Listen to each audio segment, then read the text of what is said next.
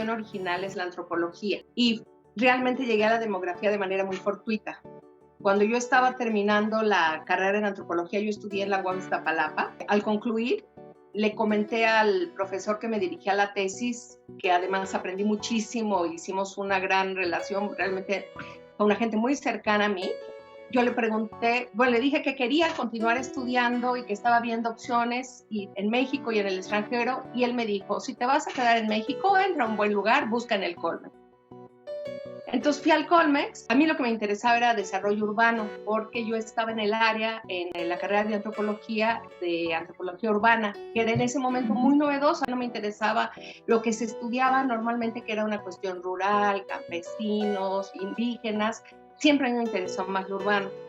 Cuando yo veo que en el colegio había desarrollo urbano, voy, y resulta que ese año no habría desarrollo urbano, pero sí habría demografía. Entonces vi el programa y dije, bueno, pues voy a entrar. Y ahí me doy cuenta que no estoy tan capacitada, porque era una cantidad de números y estadística que yo, que venía de un área lógica en antropología.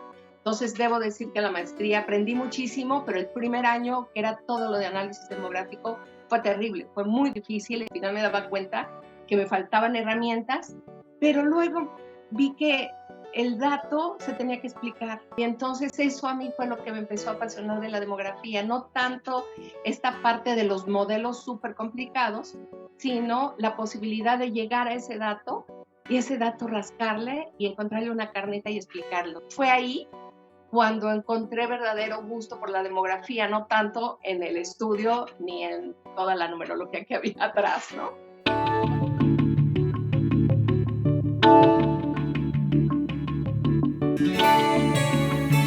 Desde la licenciatura yo hice mi tesis sobre trabajo infantil y me involucré mucho, era un trabajo cercano, cara a cara con los niños. Fue un tema que a mí desde ese momento me interesó mucho y particularmente lo hice en enfoques urbanos. Y siempre me interesaron los mercados laborales. No sé por qué, nunca tuve realmente necesidad de trabajar, pero siempre me interesó mucho estudiar lo que pasaba con el trabajo. Cuando entro a la maestría, subí los años de edad y trabajé a la población adolescente.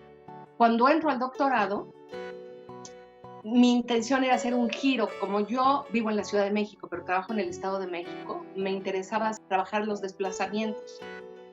Pero cuando entro al colegio, la profesora que me dirige la tesis, que recién murió muy tristemente, la doctora Brígida García, ella me dijo, no, o sea, tienes que continuar, este es el tema, el trabajo juvenil, y además tienes un bagaje atrás, no cambies, quédate con esto. Entonces me quedo con el trabajo juvenil, pero empiezo a trabajarlo, a leerlo, a hacer cada vez más cosas, y se ha convertido no solo el trabajo, sino el tema de jóvenes en el área en el que me he especializado. La juventud es un grupo muy, muy heterogéneo. Y dentro de esa heterogeneidad están las mujeres que son efectivamente, y según además, por ejemplo, el entorno social del que provienen, pueden ser mucho más vulnerables que los varones. Ellas se enfrentan muchísimas más barreras que los hombres. Si nosotros vemos en términos laborales, tienen mucho más trabajo no remunerado, por ejemplo, trabajo formal no remunerado, abandonan más en determinados momentos la escuela. A pesar de que estamos en el siglo XXI, siguen enfrentando desigualdades que además entran en cierta contradicción, porque efectivamente tienen más saberes, tienen una escolaridad más alta que la que tuvieron sus padres o sus abuelos, tienen más agencia sobre su propia vida, sobre su propio cuerpo, pero aún así el sistema la sigue un poco orillando y dejando al margen.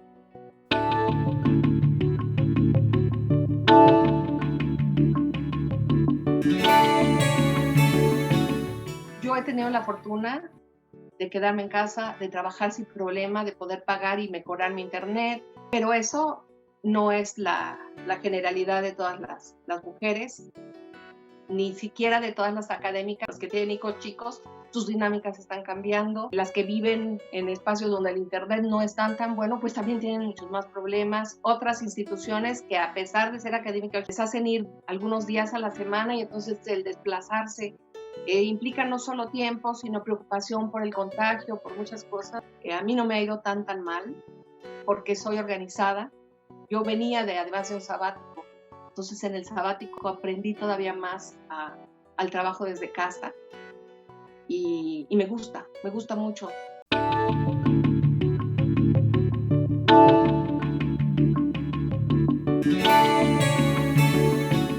Y luego yo tengo, que es también súper gratificante, un grupo de trabajo que se formó en las redes de CONACYT, que se llama la Red Tetra de Trabajo y Condiciones Laborales. En esa red trabajamos 9, 10 colegas de distintas instituciones, todos vinculados a mercados laborales. Estamos haciendo ahorita un proyecto por trabajo y COVID.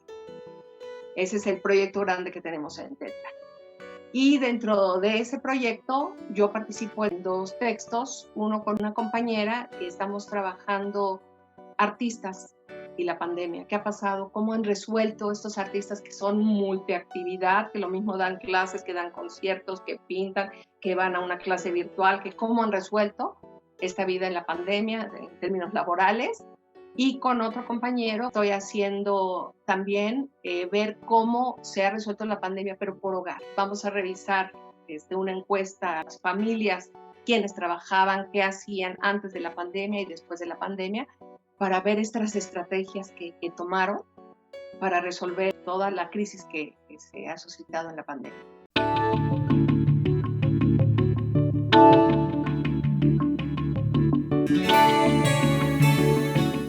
Las mujeres profesionistas, las mujeres académicas las enfrentamos porque, no sé, si uno quiere adquirir o competir en un puesto alto, se requiere tiempo. Y cuando uno tiene hijos pequeños, pues ese tiempo no lo tienes. Eso se convierte en una desventaja.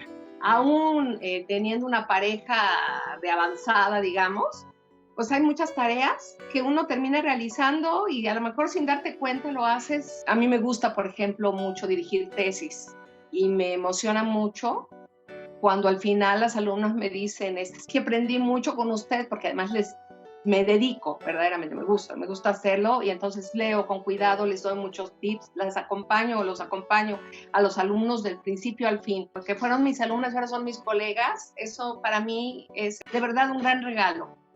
Y lo mismo pasa, por ejemplo, con mi hijo. Yo que soy madre, pues me da mucho gusto ver cómo mi hijo va aprendiendo y cómo, no sé si para bien o para mal, está también en las ciencias sociales, y ver cómo le va viviendo y pensar todos los problemas que va a tener a futuro, pero verlo interesado es algo, en el terreno personal, es algo que a mí me gratifica mucho también.